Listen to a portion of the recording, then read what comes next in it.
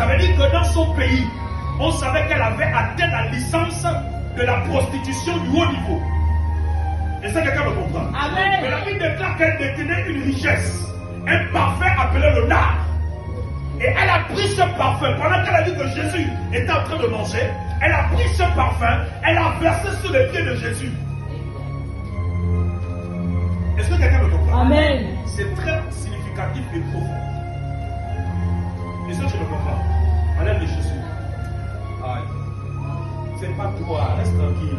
Oui, ça lève les chaussures. C'est pas toi, papa. Il faut me laisser travailler. Alléluia. Amen. Et puis, papa, il faut éviter de mettre les... On t'appelle n'importe comment tu parles. Hein? On t'appelle, on ne va pas, on ne répond pas à n'importe quel appel. J'ai discuté avec une jeune fille dans le taxi pour qui je prophétisais. Je ne la connais pas. Moi, je monte dans le taxi, on est deux dans le taxi. Elle veut me faire asseoir au fond là de le soleil. Ok, elle est claire de nature. J'ai dit, mais moi, quand tu es clair, le soleil peut te frapper quand tu deviens noir. Moi, je suis déjà noir. Elle me dit, oh, papa, là, c'est compris. Je dis, non, c'est pas grave.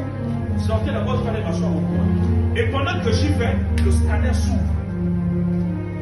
Écoutez-moi très bien. Je commence à parler de son père.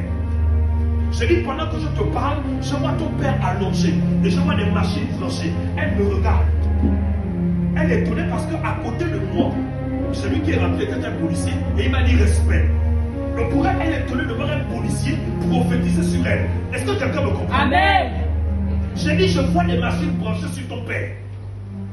Elle me dit, papa, si on peut même s'arrêter, on va, tu vas prier pour lui. Je te parle là, il est en réanimation à l'hôpital de Védo. Écoutez-moi très bien.